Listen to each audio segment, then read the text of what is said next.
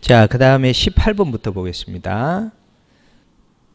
다음 설명과 같은 특성을 가진 예산제도입니다. 여기 보시면 핵심적인 단어가 지출의 대상 성질을 기준으로 한다. 그러니까 품목별이란 얘기죠. 그 다음에 가장 많이 나오는 게 회계 책임이 명확하다는 거. 그런데 이제 단점이 뭐냐면 기능의 중복을 피하기가 곤란하다는 단점이 있는 게 바로 품목별 예산제도입니다. 이 품목별 예산제도는 통제 기능에 해당되잖아요. 이번에 영점기준 예산제도는 점증주의 예산제도의 폐단을 막기 위해서 나온 예산제도입니다. 그 다음에 이제 4번 일몰법은 뭐 어느 기간 동안에 사용되지 않으면 자동 폐지되는 이러한 것을 일몰법이라 그럽니다. 자, 그 다음에 이제 물론 뭐 자본예산 제도는 1930년대 대공황으로 이제 나온 예산 제도입니다. 예, 그 정도만 19번으로 갑니다. 공공기관의 정보 공개에 관한 법률의 내용으로 가장 적절하지 않은 것입니다. 자, 공공기관의 정보 공개는 1번 모든 국민은 정보 공개 청구할 권리를 갖습니다. 그 다음에 외국인도 갖습니다.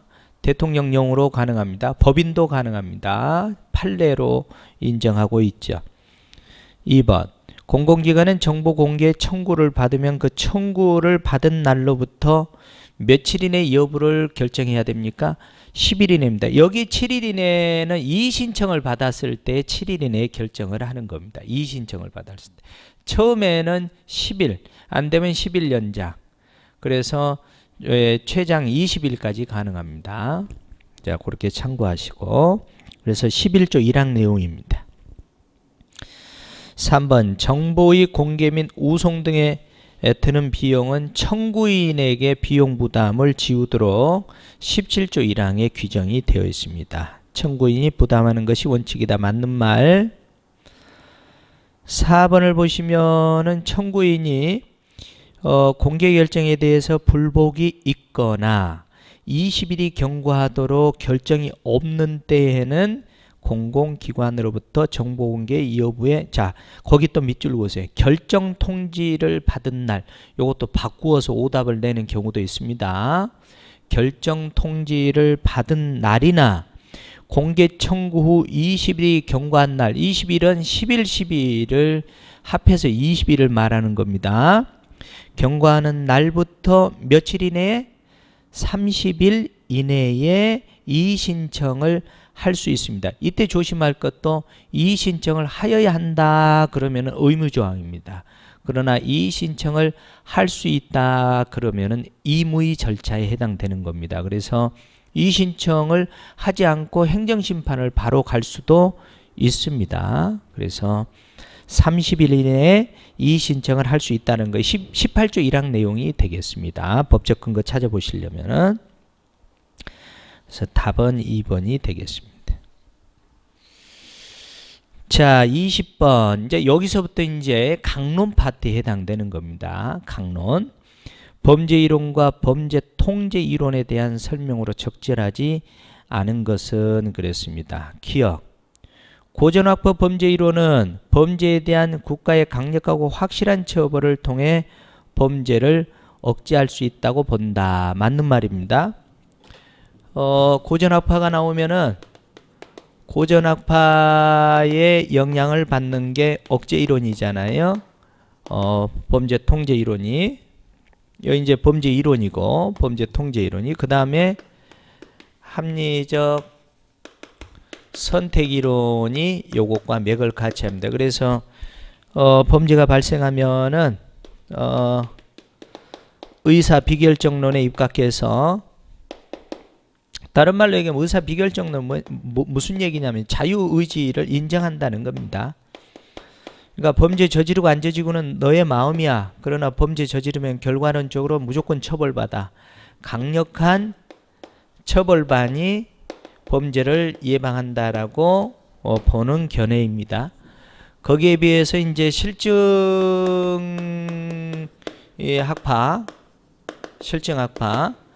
요거는 바로 뭐냐면은 의사 결정론에 입각을 하는 것이죠.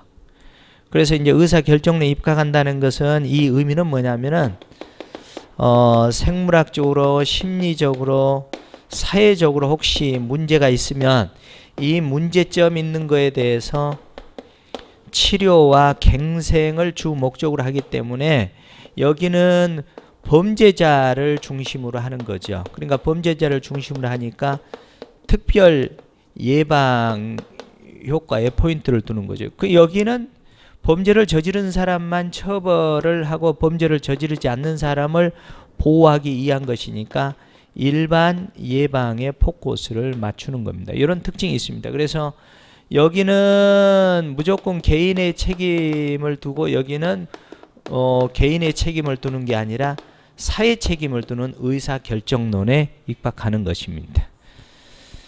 자, 그래서 기억을 보시면은 기억이 바로 강력하고 확실한 처벌을 통해서 범죄를 억제할 수 있다고 본다. 맞는 말이죠.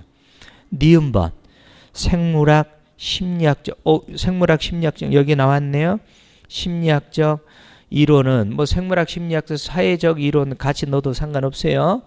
범죄자의 치료와 갱생을 통한 범죄 통제를 주 내용으로 하고 맞죠? 지금 범죄자를 대상으로 하므로 범죄자를 대상으로 하기 때문에 일반 예방 효과에 한계가 있다는 비판이 있죠. 왜? 특별 예방 효과에 포커스를 맞추잖아요.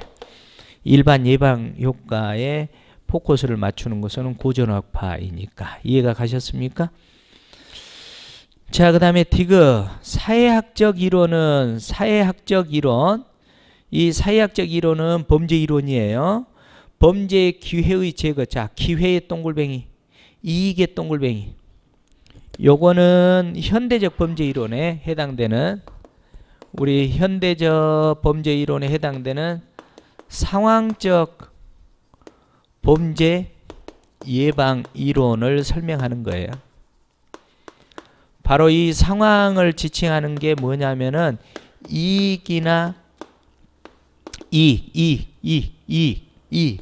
기회. 이익이나 기회를 주느냐 안 주느냐에 따라서 범죄가 예방될 수도 있고 범죄가 발생할 수도 있다는.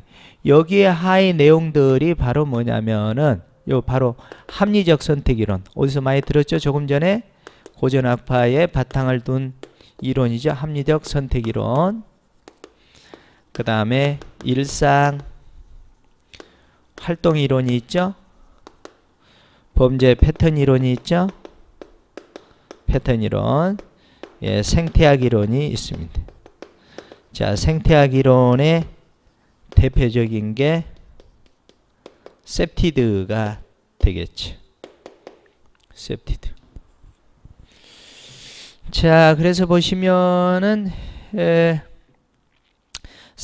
범죄 기회 제고와 범죄 이익을 감소시키는 것을 내용으로 한다 그랬는데 앞에는 사회학적 이론 그랬는데 요 사회학적 이론을 상황적 범죄 예방 이론으로 바꾸셔도 상관이 없겠죠.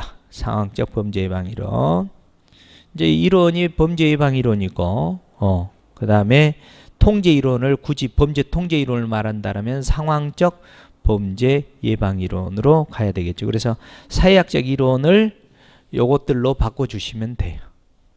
사회학적 이론을. 틀렸습니다. 니을 상황적 범죄 예방 이론이 니을 것이 상황적 범죄 예방 이론이 디귿으로 가면 그거는 적절한 표현이 되겠습니다. 자, 니을을 보세요. 사회 발전을 통한 범죄의 근본적인 원인을 제거하고 밑줄 그으세요. 밑줄 그으세요. 요거는 사회 발전 이론을 설명한 겁니다. 사회 발전 이론. 그러니까 범죄 이론은 그 디귿번의 사회학적 이론을 사회 발전을 통해 범죄의 근본적인 원인을 제거하고 여기 밑줄 그으시고 그 디귿번 사회학적 이론을 여기다 갖다 붙여도 괜찮아요. 이게 범죄 이론이니까. 지금 제 말 이해됐어요? 아, 그러면은 쉽게 얘기하면 디귿 니을하고 바꿔치기를 해놨다. 이렇게 보시면 되겠어요.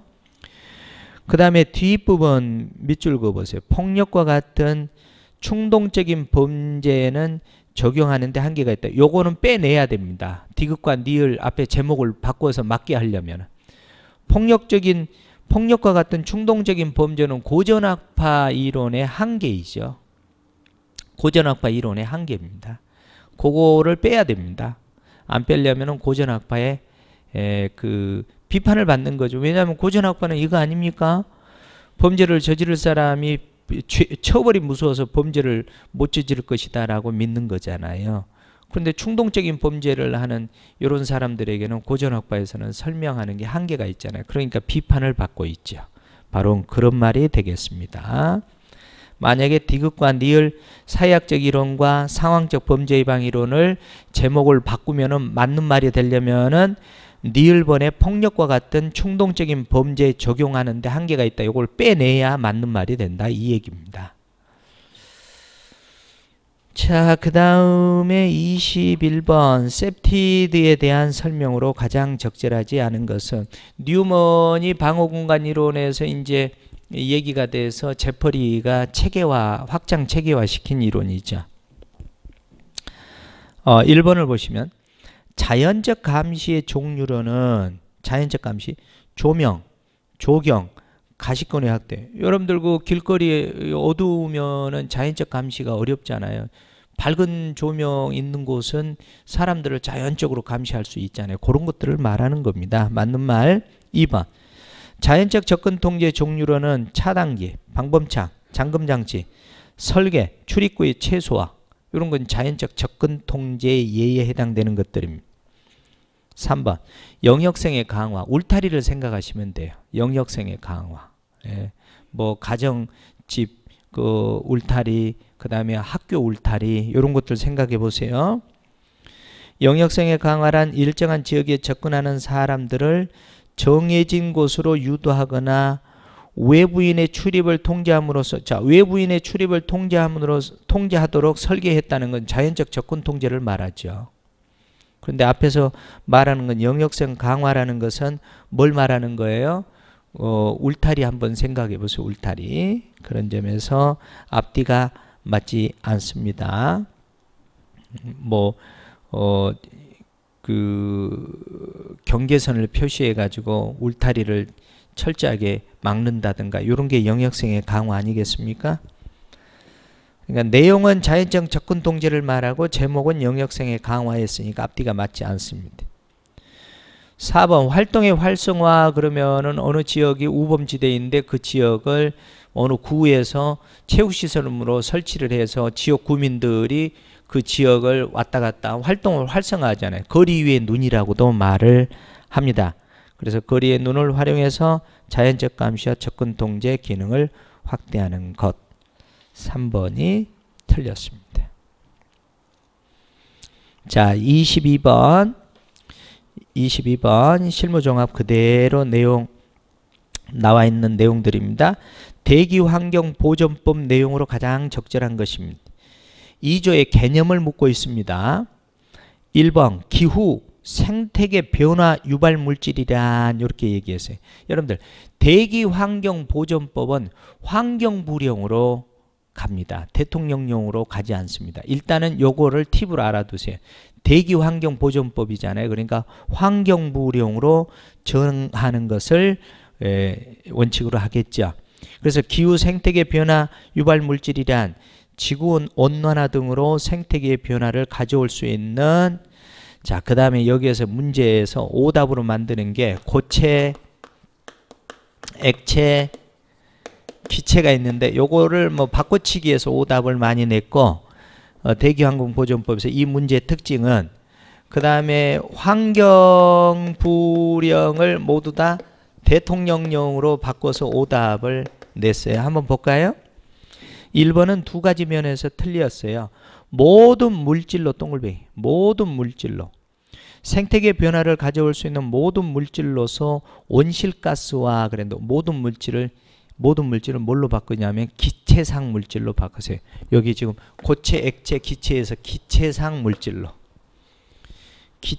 물질로서 온실가스와 대통령령을 모두 다 환경부령으로 바꾸셔야 됩니다. 그래서 두 가지 면에서 틀렸네요. 2조 2호에 있습니다. 온실가스란 2번 적외선 복사열을 흡수하거나 다시 방출해서 온실 효과를 유발하는 대기 중의 가스 상태 물질로서 이산화탄소, 메탄 뭐 등등등을 말한다. 요거는 뭐 하자가 없습니다. 3번. 3번은 입자상 물질을 말하고 있는데 거기 어디에 동글뱅이 치시면 기체상의 미세한 물질을 말한다. 5호의 내용인데 기체상이 아니라 고체상 또는 액체상으로 바꿔주시기 바랍니다. 그러고 보니까 1번, 3번은 1번은 기체상 물질, 3번은 고체상 또는 액체상 물질의 미세한 물질을 입자상 물질이라고 정의를 내리고 있습니다. 자, 그래서 3번은 기체상이 틀렸고 4번도 다 맞는 말인데 마지막에 보시면 대통령령으로 정하는 것을 말한다 그랬는데 모두 다 이거는 무슨 영이라고요? 환경부리형으로 가시면 되겠습니다. 이게 대기환경보존법 2조의 문제입니다. 문제를 공부하실 때 이런 팁만 알아주셨어도 아주 쉽게 풀 수 있는, 앞으로도 이제 나온다라 그러면은 이런 형태 이상으로는 나올 게 없습니다. 23번입니다. 공연법과 시행령 내용으로 가장 적절하지 않은 것입니다. 가장 적절하지 않는 거. 자, 여기 지금 1번부터 시작해서 4번까지 있는데 그 눈에 들어오는 용어들을 밑줄 그어보세요. 공연장 운영자 밑줄 그어보세요. 1번에다. 그 다음에 재해 대처 계획 밑줄 그어보세요. 재해 대체 계획. 재해 대체 계획. 요거는 이제 그 실무자 강의할 때도 아마 요렇게 제가 설명을 한번 해 드렸을 거예요. 공연장 운영자는 매년 신고를 해야 돼요. 만약에 신고하지 않잖아요. 신고 않잖아요. 1천만 원 있잖아요. 1천만 원 이하의 과태료 책임을 져야 돼요. 지금 여기 1번부터 4번까지 종합해서 하겠습니다. 누구에게 신고를 해야 되냐면은 시장 등에게 신고해야 돼요. 뭐 시장 등으로 저는 약칭을 했습니다만은 뭐 특별시장, 광역시장 다 말할 수 있어요. 신고를 하면 이 시장 등은 통지를 해줘야 돼요. 누구에게요? 관할 소방서장에게. 관할 소방서장에게. 예. 그래서 여러분들 정리를 잘 해 두셔야 됩니다.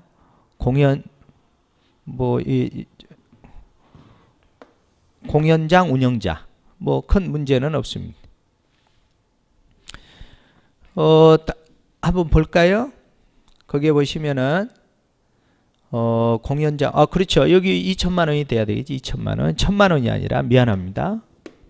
2천만 원. 1천만 원이 아니라 2천만 원. 그렇죠. 2천만 원입니다.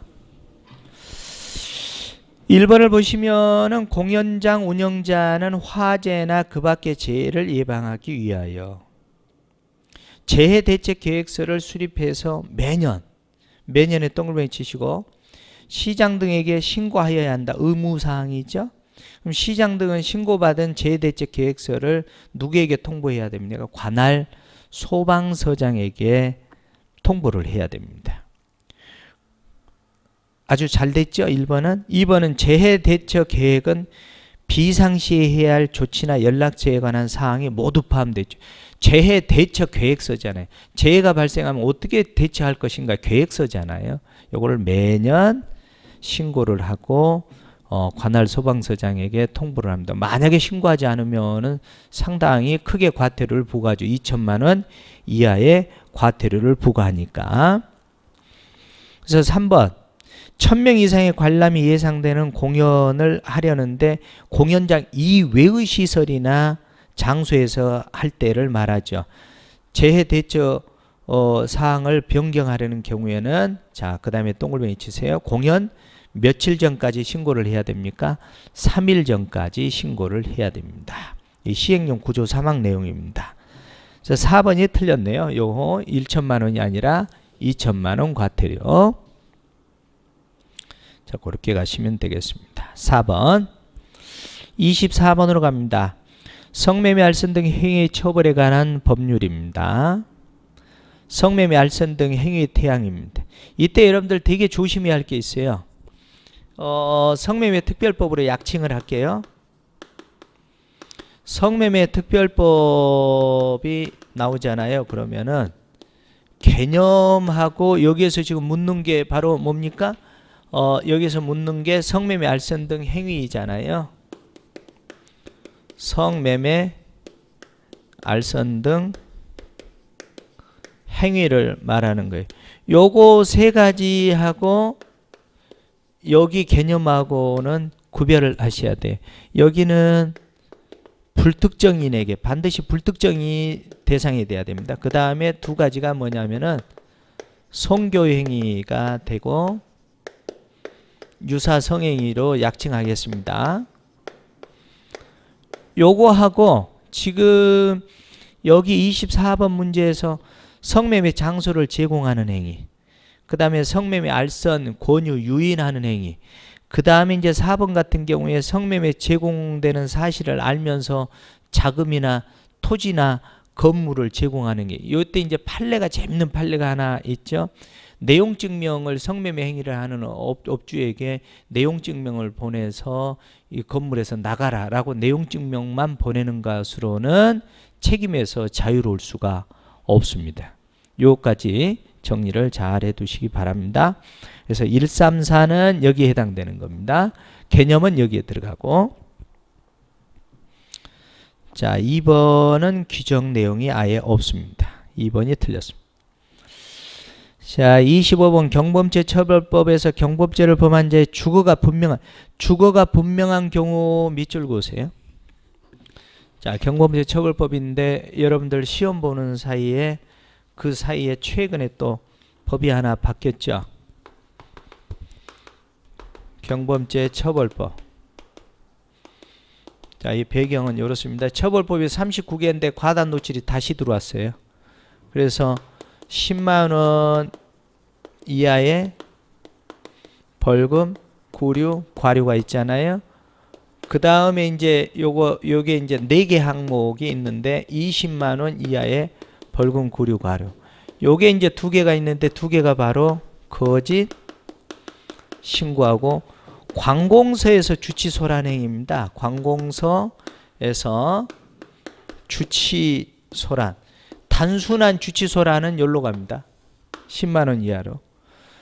요 둘은 통고처분 항목이에요. 근데 요 둘은 즉심 항목인데, 우리 여러분들 형사소송법 214조인가요? 형사소송법 214조는 주거가 불명할 때 현행범 체포가 가능한데, 경범죄 처벌법은 여기에 해당될 때는 주소가 분명하든 불분명하든 모두 현행범 체포가 가능합니다. 현행범 체포가 가능합니다. 그런데 여러분들 형사소송법 214조와 구별하셔야 돼요.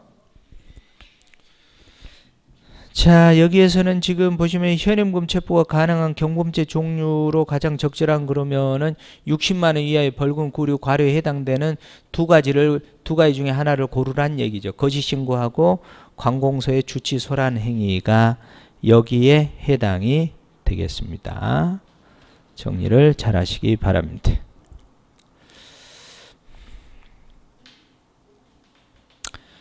자, 그 다음에 그러니까 2번 거짓 신고가 되겠어요. 26번 통신비밀보호법상 통신사실 확인 자료. 요거는 통신 자료는 여러분들이 그 스마트폰을 만들려고 그 스마트폰 그 대리점을 가서 그 스마트폰 만들기 위해서 그 여러분들 신상을 기록하는 거 있잖아요. 그건 통신 자료예요. 그리고 그 스마트폰을 만들어서 그걸 가지고 이제 어떻게 사용하고 뭐하고 이제 뭐 어느 기지국을 사용하고, 이게 바로 통신 사실 확인 자료입니다. 그것만 알고 있으면은 아주 쉬운 내용이에요. 여러분들 그래서 26번 2번 같은 경우 보면은 이용자의 가입일이라든가 해지일 이런 것은 통신 자료에 해당되죠. 나머지는 통신 사실 확인. 그러니까 이 부분은 애울 게 없어요. 여러분들이 스마트폰 만들려고 그 여러분들 신상을 적는 거 통신 자료, 그 다음에 그 핸드폰을 만들어서 그 기지국을 어디를 사용하고 뭐 몇 분을 사용하고 또 뭐 도수는 뭘 사용하고 누구하고 사용하고 이런 게 전부 다 통신 사실 확인 자료에 해당되는 겁니다. 자, 그래서 그렇게 간단히 팁을 알고 있으면 쉽습니다. 27번 내용도 범죄수사규칙 175조 3항에 그대로 나와 있는 것들이거든요. 인수 순서입니다. 검관 지명수배자에 대해서 지명수배가 여러 건인 경우에 인계받을 관서의 순서가 바르게 나열한 것은, 요거는 뭐 논리적으로 설명이 되지 않고 그냥 정리를 암기를 잘 해둬야 됩니다. 니은번이 제일 먼저이죠. 니은번에 관련된 내용이 3개월 이내이거나 공범에 대한 수사나 재판이 진행 중인 수배관서, 그 다음에 법정형이 중한 제명으로 지명수배한 수배관서. 그러니까 순서만 제가 알려드리겠습니다. 니은이 첫 번째, 디귿이 두 번째, 리을이 세 번째, 기억이 네 번째. 요 법적 근거는 범죄수사규칙 175조 3항이 되겠습니다. 자, 2번이 답이 되겠습니다. 28번으로 갑니다. 가정폭력 범죄 처벌 등에 관한 특례법상 가정폭력 범죄에 해당하지 않는 것입니다. 여러분들 이제 앞으로 준비를 하시려면은요, 여기는 지금 상해치사만 나와 있거든요. 근데 옆에다가 이제 상해치사 옆에다가 약취유인이 제일 많이 나와요. 약취유인은 가정폭력 범죄에는 안 들어가. 아동학대에는 약취유인에 들어가거든요. 약취유인 제일 많이 나온 것들 중에. 근데 뭐 2번 협박 특수공갈 명예훼손은 다 들어갑니다. 그 옆에다 과실치상죄 하나 더 넣으셔도 되고, 과실치상죄, 뭐 살인죄, 사기죄, 절도죄, 뭐 이런 것들 다 안 들어갑니다. 뭐 횡령죄에도 안 들어갔죠. 살인죄, 사기죄, 절도죄, 횡령죄, 뭐 과실치상죄, 과실치사죄, 약취유인죄, 이런 게 가정폭력 범죄에서 속하지 않는 내용으로 가장 많이 묻는 것들 중에 하나입니다. 그래서 참고하시기 바랍니다. 자, 그 다음에 그래서 28번에 1번, 29번 마약류 관리에 관한 법률상 마약류에 대한 설명으로 가장 적절하지 않은 것은 그랬습니다. 1번을 보시면은 GHB는 이제 유럽 등지에서 많이 이제 나오는 것으로서 이제 그 데이트 폭력이라는 그런 문구도 나와 있습니다. 데이트 강간 약물이라고도 뭐 이렇게도 합니다. 주로 유럽 등지에서 성범죄용으로 많이 쓰는 것인데, 그래서 이 물뽕이라고도 얘기를 하는데, GHB를 왜 물뽕이라 그러냐면은 음료수에 타서 복용을 한다고 그래서 물 같은 히로뽕이라 그래서 물뽕이라고도 얘기를 합니다. 그래서 1번 같이 무색무취 짠맛이 나는 요런 액체 상태의 음료에 타서 복용하는 거, 이 음료에 타서 복용하는 그 자체가 이제 물뽕이라고도 얘기해요. GHB를. 근육 강화 호르몬 분비 효과가 있다. 맞는 말이고. 2번이 틀렸어요. 플래시백 현상을 나타내는 것은 지금 그 S정이 아니에요. 일명 S정이라고 말은 하는데, 이 플래시백 현상을 나타내는 것은 LSD예요. LSD. 요것 때문에 틀렸습니다. 요것은 제가 어떻게 설명을 여러분들에게 뭐 드릴 수 없는, 뭐 여러분들이 더 저보다 잘 아시겠죠. 야바 같은 경우는 카페인, 에페드린, 밀가루 등의 필로폰을 혼합해서 만들어 놓은 이런 것을, 이제 이 야바 같은 경우가 이제 대표적인 나라가 태국 같은 경우가 제일 많이 생산되는 그런 것입니다. 메스칼린 같은 경우는 멕시코에서 자라는 그 선인장이 있잖아요. 이 선인장에서 이제 페이오트 뭐 추출물이 뭐 나오나 봐요. 그래서 추출 합성한 요거는 마약류 중에서 향정의약품에 들어갑니다. 향정의약품 메스칼린. 그래서 이것은 2번이 되겠습니다. 뭐 특이한 것은 없습니다. 30번. 국민보호와 공공안정을 위한 테러 방지에 대한 설명입니다. 요 테러 방지법도 이제 앞으로 관심을 많이 가져둬야 될 내용입니다. 1번 테러 단체란 우리 국정원에서 지정한 게 아니라 유엔에서 지정한 거를 말합니다. 유엔에서 지정한 것. 그래서 1번이 틀렸어요. 그러면은 2번은 앞으로를 대비하시려면은 관계기관장은 외국인 테러 전투요원으로 출국하려고 한다고 의심할 만한 상당한 이유가 있는, 요거 아마 그 실무종합 강의하면서도 제가 이제 문제점을 지적을 한번 해준 그 지문인데, 이 13조 1항 내용인데요. 내국인 동글뱅이 쳐보세요.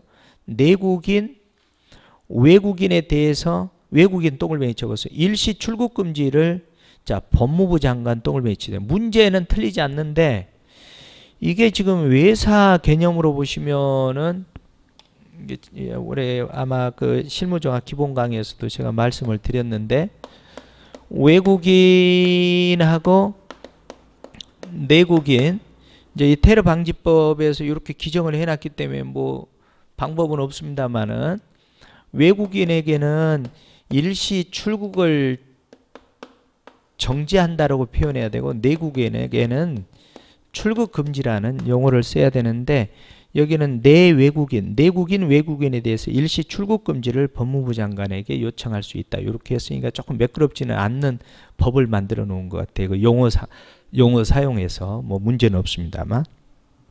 3번 출국 금지 기간은 90일 13조 2항 내용입니다. 연장을 요청할 수도 있고. 4번은 국가정보원장 동글뱅이 쳐놓으세요. 국가정보원장이 그 테러 활동에 필요한 정보나 자료를 수집하기 위해서 대테러 조사나 테러 위험물에 대한 추적을 할 수도 있습니다. 이 경우에 사전 사후에 위원장에게 테러대책위원회 위원장에게 보고를 하는데, 이게 구조사항 내용인데 이때 위원장이 누구냐라고 해서 잘 물어봅니다. 국무총리가 위원장이 됩니다. 31번 경비 비상업무 규칙에 대한 설명으로 가장 적절한 것은 그랬습니다. 경찰 비상업무 규칙. 지휘선상 위치 근무 밑줄 그으세요. 지휘선상 위치 근무는 필수 요원에 해당되는 사람들입니다. 1시간 이내에 현장 지휘나 현장 근무가 가능한 장소에 위치하는 것을 말합니다. 2시간, 그래서 2시간은 일반 요원에 해당되는 곳에 해당되죠. 1시간 이내로 바꾸셔야 됩니다. 2번은 관할구역 내 위치하는 거 밑줄 그어보세요. 관할구역 안에 위치하면 정위치 근무를 해야 되죠. 정착근무는 그 현장에서 근무를 하는 게 정착근무이죠. 관할구역 내 위치하는 것은 정위치 근무에 해당됩니다. 3번 가용경력은 휴가, 출장, 교육, 파견을 제외한 나머지 동원될 수 있는 경력을 가용경력이라 말합니다.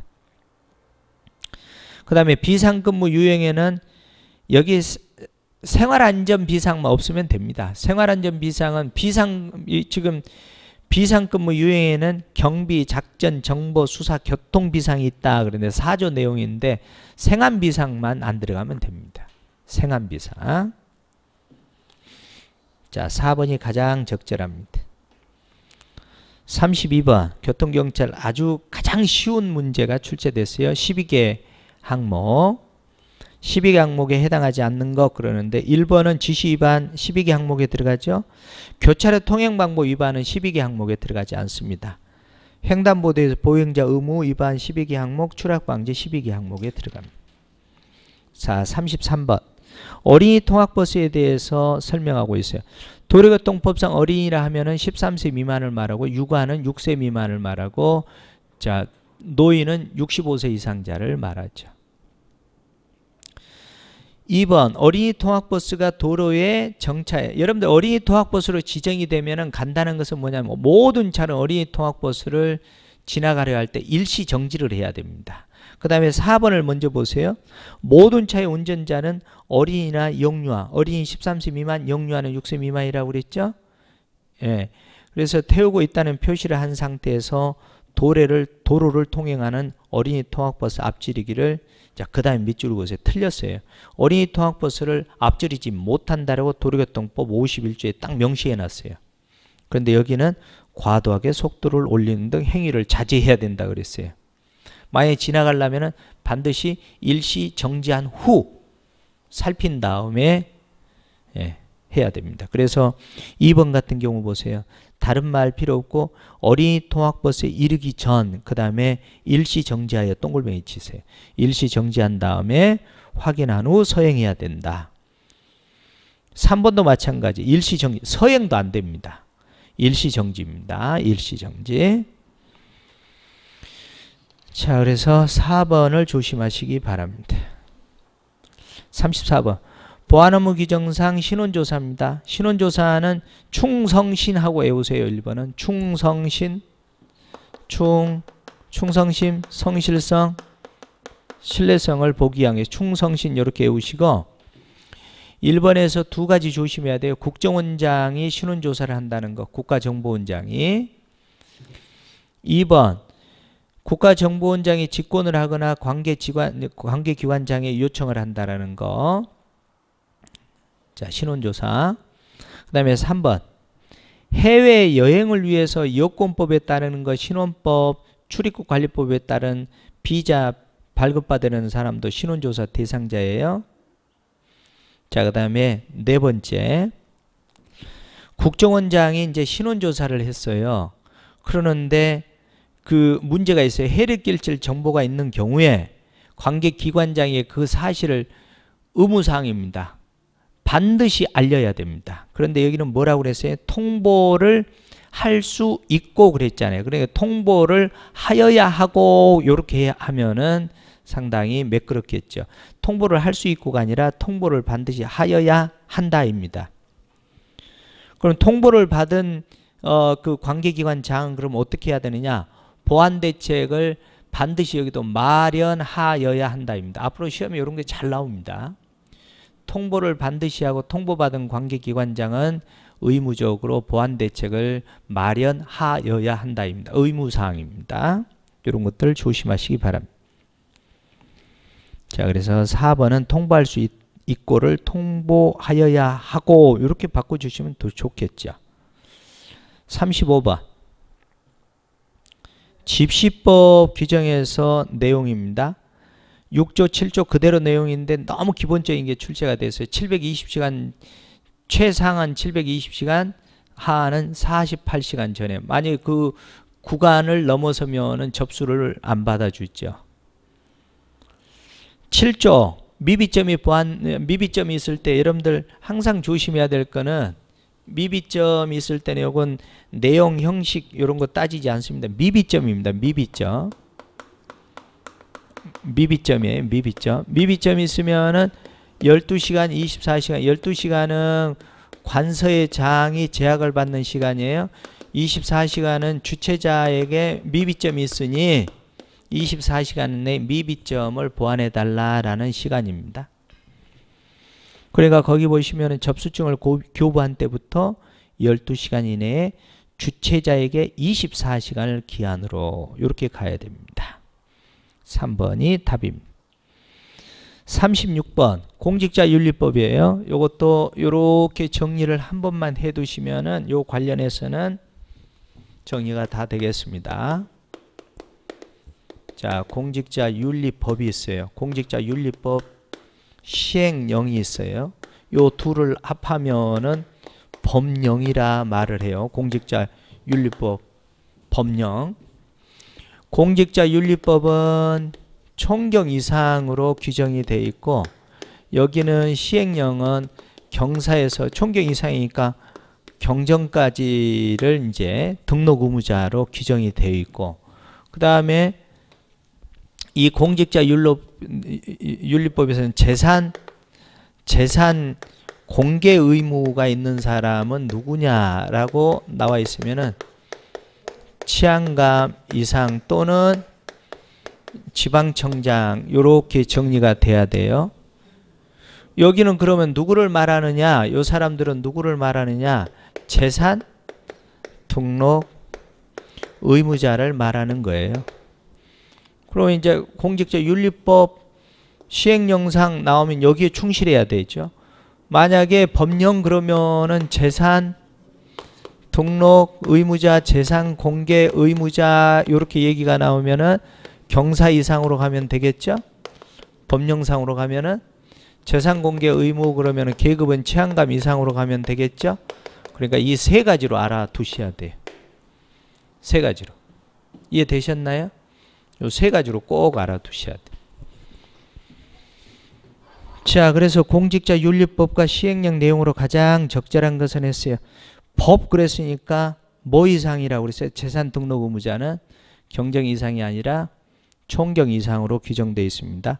시행령은 경사 이상의 등록 의무자를 규정하고 있고. 자, 그래서 1번은 경정을 총경으로 바꿔주시고, 재산 공개 의무자는 경무관 이상이 아니라 치안감 이상 이렇게 바꿔주셔야 되겠고. 그 다음에 3번. 3번 같은 경우에는 이제 예를 들어서 외국으로부터 선물을 받거나 외국인에게 선물을 받으면은 지체 없이 그 선물을 의무사항입니다. 인도해야 되고, 가족이 했을 때도 똑같습니다. 그래서 3번은 하자가 없습니다. 맞는 말이에요.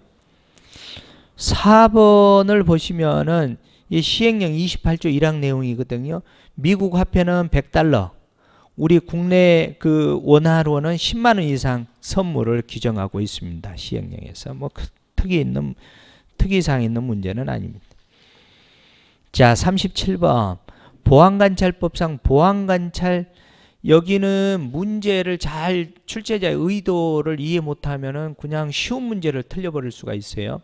거기 보시면 보안관찰 해당 범죄로 가장 적절하지 않는 건 그러면은 보안관찰에 해당하지 않는 걸 찾으라는 얘기일 수도 있잖아요. 그쵸? 그러면 1번 국가보안법 목적수행죄, 2번 잠입탈출죄 전부 다 보안관찰 해당 범죄인데 형법 내란죄가 있잖아요. 내란죄는 보안관찰 해당 범죄에 해당하지 않는 죄목입니다. 내란죄. 그 내란죄 옆에다가 하나 더 써보세요. 내란죄 옆에다가 그 해당되지 않는 거. 요렇게 저는 여러분들 암기하면 좋다고. 내일 전시를 한다. 그러면 보안관찰 해당되지 않는다. 이렇게 외우시면 돼. 내란죄, 일반, 여러분들 그 옆에다 써. 요건 이런 일반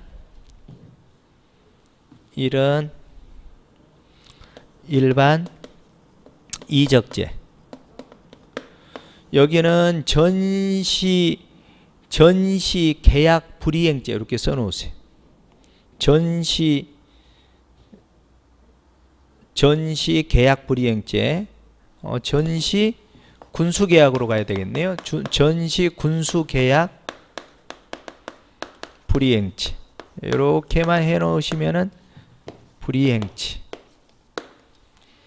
내란죄, 일반 이적죄, 전시 군수계약 불이행죄. 요거가 해당되지 않습니다. 주로 요것뿐이 안 나와요. 지금 여기서 묻는 것은 형법에서는 군형법은 일반 이적죄는 포함되지만은 군형법에서 대표적으로 포함되지 않는 게 그 옆에다 한번 써놔보세요. 단순 반란 불보고죄. 단순 반란 불보고죄. 요거는 해당되지 않습니다. 자, 답은 3번이 되겠습니다.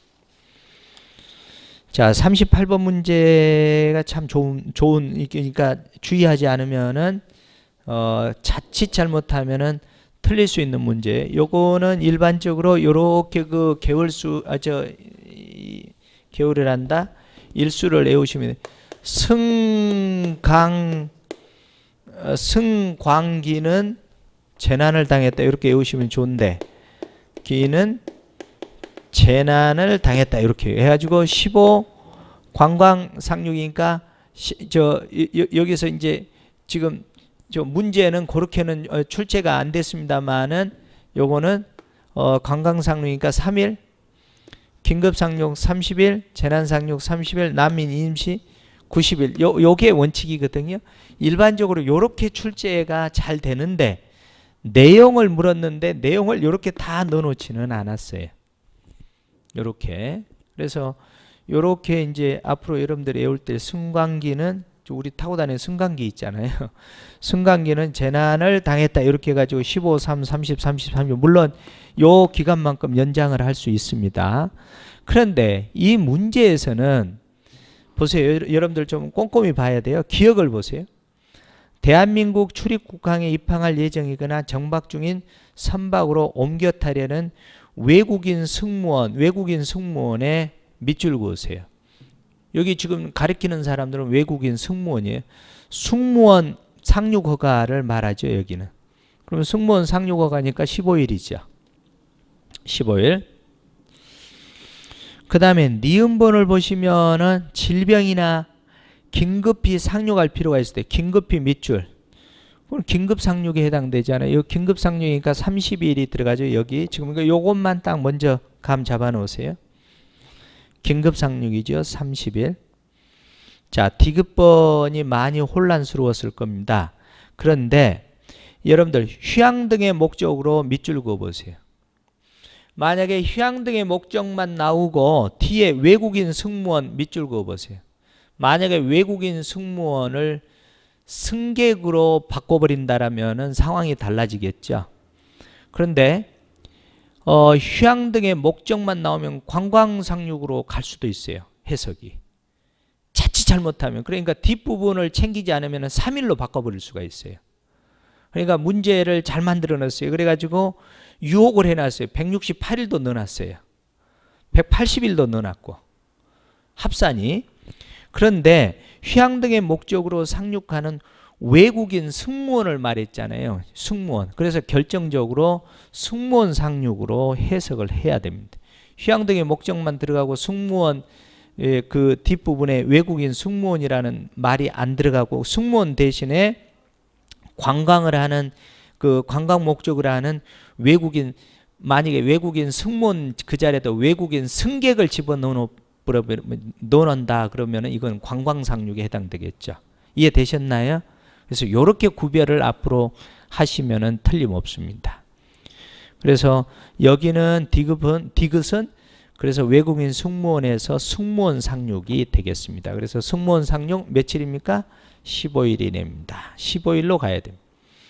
아마 이 부분을 두 개를 정확하게 체크를 안 하신 분들은 거의 관광 상륙으로 생각해서 3일로 합산을 했을 겁니다. 그러나 3일로 들어가려면은 거듭 얘기합니다. 외국인 승객으로 가야 됩니다. 그런데 외국인 승무원 했기 때문에 승무원 상륙으로 가야 됩니다. 자, 조난을 당한 선박 등을 타고 있는 외국인이니까 재난 상륙에 해당되겠죠. 재난 상륙 30일 여기. 그 다음에 난민법 나와 있죠. 난민 임시 상륙 그러니까 90일 이렇게 해야 되겠네요. 그래서 15, 30, 15, 30, 90 했으니까 180일이 답이 되어야 되겠습니다. 자, 그 다음에 39. 자, 청색숲에서 요거 뭐 그 기본 강의에서도 암기하는 법을 간단히 해드렸습니다만은 다시 한번 상기해 볼까요? 수배자 신원 소지 확인. 수배자. 자, 수배자가 앞에 걸어간다. 블루 노티스 이렇게 외우시라고 그러죠. 블루 노티스. 다행히 이제 그 영문 우리 번역 다 나와 있죠. 청색숲에서. 그 다음에 상습적으로 잔디밭에 들어가지 마라. 상습 나오면 그린. 잔디밭에 들어가지 마라. 이렇게 해서 그린으로 외우라고 그랬죠. 그러니까 상습 국제범 동향이나 범죄 예방을 위해서 발행하는 거. 그린 노티스 맞는 말이네. 가출인 소지 확인 그러면은 가출인은 잘못된 거잖아요. 옐로 이노마, 예이노마 이렇게 외우라고 그랬죠. 옐로우 노티스. 가출인 소지 확인. 그런데 뒷부분 보세요. 가명 사용 사망자 신원. 사망자 신원 확인이니까 사망자는 흑색 블랙 노티스로 가라고 그랬잖아요. 그러니까 뒷부분을 하나를 더 집어넣어 줬잖아요. 사망자 신원 확인. 그 다음에 펄플은 어떻게 외우라고 그랬으면 펄펄 날라다닌다. 펄펄 날라다니는 숲에서 그러면 새로운 범죄 수법 새로운 범죄 수법이 막 새로 나와서 펄펄 날아다닌다. 펄펄. 이 자주색이잖아요. 펄펄이라는 것은. 이렇게 외우시라고 그랬죠. 이 자주색하고 레드 노티스하고는 달라요. 이 적색 수배서. 이 영장에 의한 범죄인 인도가 주 목적인 수배서죠. 레드 노티스는. 그렇게 가면 되겠습니다. 저 정도면 뭐 다 문제 풀어낼 수가 있겠습니다. 자, 40번 마지막 문제가 되겠습니다. 경찰과 대중매체의 관계입니다. 경찰과 대중매체는 서로 경찰과 대중매체는 서로를 필요로 하기 때문에 둘 사이는 공생관계. 야, 서로 돕고 살자. 어떻게 외워야 돼? 그래 우리 서로 돕고 살자. 그래 크랜돈 이렇게 외우시면 좋아요.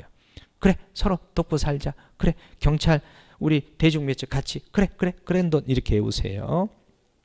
그 다음에 니은번은 경찰과 대중매체의 관계는 단란하고 행복스럽지 않더라도 오래 지속되는 관계.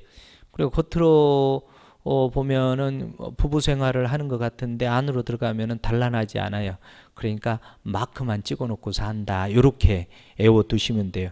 그 다음에 3번이나 4번 지문에 보면 에릭슨이 나오잖아요.